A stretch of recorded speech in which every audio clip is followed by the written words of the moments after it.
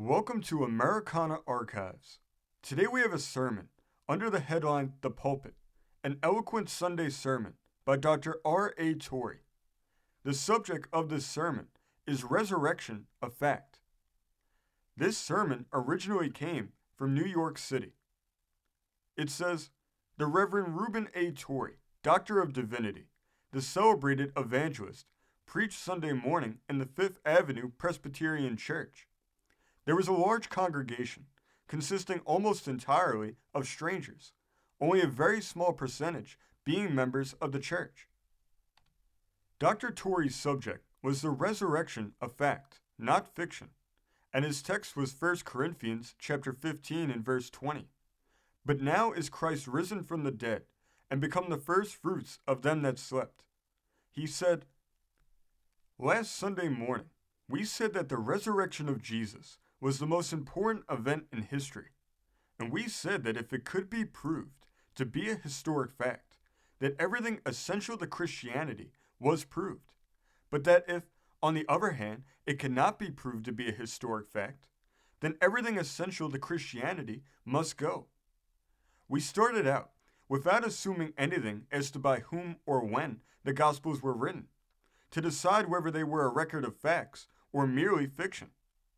First, we discovered that the four Gospels were each an independent account, and we were driven to the conclusion that they were a record of actual occurrences. Next, we discovered that each bore the evidences of having been written by an eyewitness.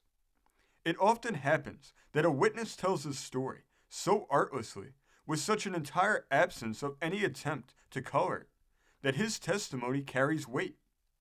We have not only one witness, but four, differing apparently in details, showing that they were not coached, but all agreeing in the essential facts, and each one's story bearing marks of artless simplicity, so that we were driven to the conclusion that the story of the four Gospels was a record of actual facts beyond dispute. Sometimes the details of evidence are more conclusive than the direct evidence, because it is not the testimony of the witness, but of the truth that is sought. We begin here this morning, and we shall show that the narratives in the Gospels prove conclusively that they are not fiction, but fact. One illustration, in St. John's account of Thomas's refusal to believe that the Lord had risen, notice what is said about the character of Thomas and the character of Jesus. How characteristic is Thomas's action, and how characteristic is the rebuke of Jesus?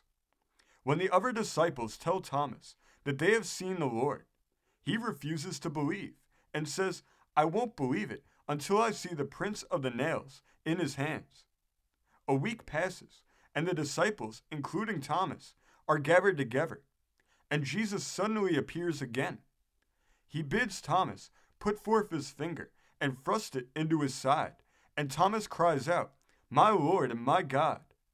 And then Jesus introduces the tender rebuke. Thomas, you ought to have believed before, but because thou hast seen me, thou hast believed. Blessed are those who believe on sufficient evidence without sight. Is that made up? Is that a lie? If it is made up, then the man who drew that picture of Thomas, without a word of explanation, and that picture of Jesus, is the greatest literary master of the centuries.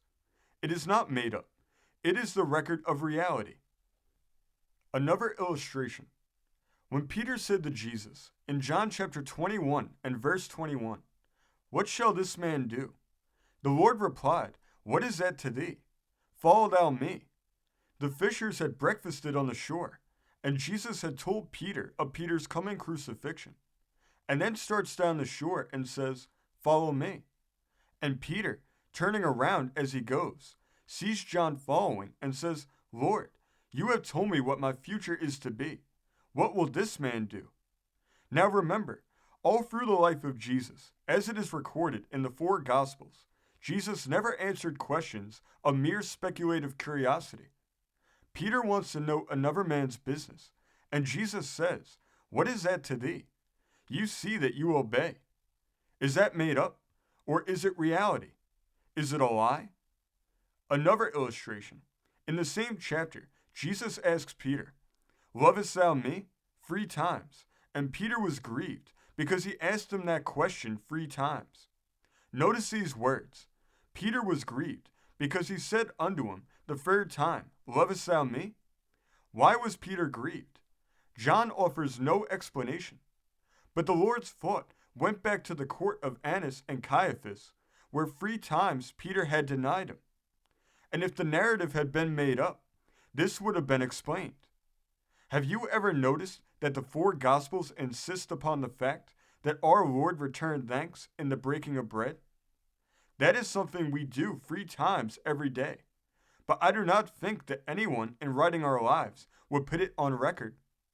We simply return thanks as a matter of form. But when Jesus, in the breaking of bread, lifted up his heart and opened his lips, there was such a real drawing into the presence of God that no one at the table ever forgot it. When, after the walk to Emmaus, Jesus returned thanks, although they had not recognized him before, notwithstanding that their hearts burned within them as he taught, the disciples knew him. In a moment, their eyes were opened, and they said, It is the Lord. Nobody else ever returned thanks that way. Is this a fiction? If one man wrote the story of the 4 Gospels, why should he put in all these details without explanation? It is incredible, and that 4 should do so is absolutely unbelievable. How comes it? Because this is what occurred, and they told what they saw without realizing the significance of what they put down. Still another illustration. If a man were inventing the story of the resurrection, why should he put in the fact that the little napkin was wrapped together in a place by itself? Who cares whether it was in a place by itself or not? I do not know whether John knew the significance of it or not, but there is a significance in it that no fiction would contain. It showed that as Jesus arose, triumphant over death and the grave, in the supreme moment of the world's history, there was no hurry, no haste, no excitement, but that with the same majestic composure, the same divine sublimity, the same majestic calm that marked him in the storm on the Sea of Galilee, he rises from the grave. He does not tear the handkerchief from his face and fling it across the room, but calmly unbinds his head and face, lays it aside in a place by itself, and passes out of the sepulchre. Is that made up and put in without a word of explanation? Never. We have read not a picture, but facts, with a detail here and another there, of which the writer apparently had no conception of the meaning, but simply wrote what he saw.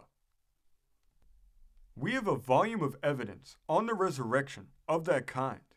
First, the apostles, beyond peradventure, made the resurrection of Jesus the cornerstone of their preaching, and they preached it in the very city where he was crucified, and before the court that condemned him.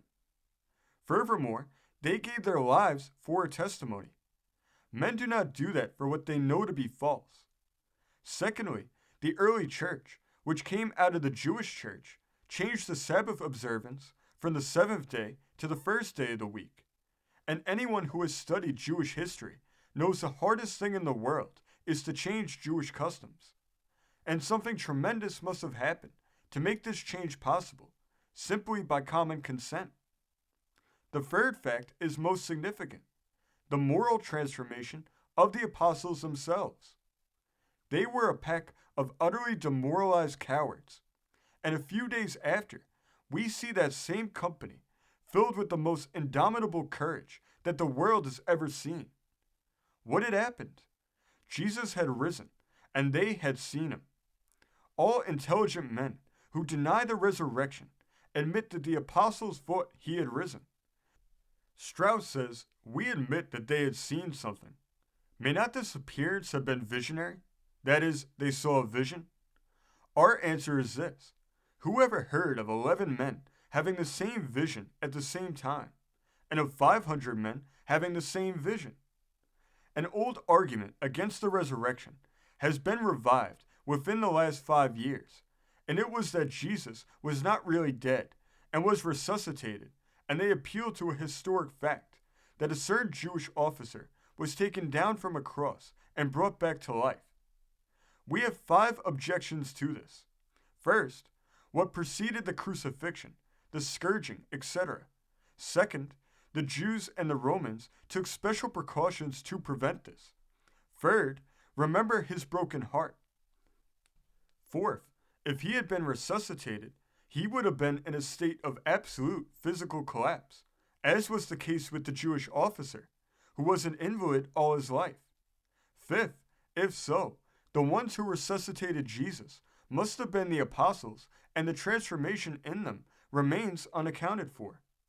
Finally, if it was not resurrection, then the whole thing is a fraud, and a deliberate fraud.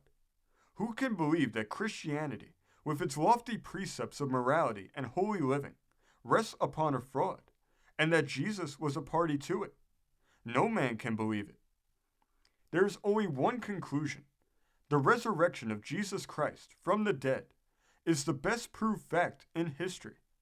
There is only one really strong argument against it, and that is that no one else was ever raised from the dead. The answer to that is that the life of Jesus was unique. His mission and nature and character were all unique, and it was only to be expected that the issue of that life would be unique.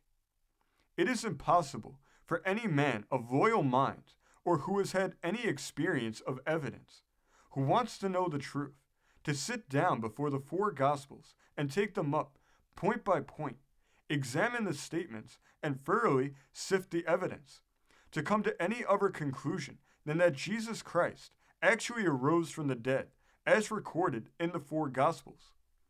What of it? Everything.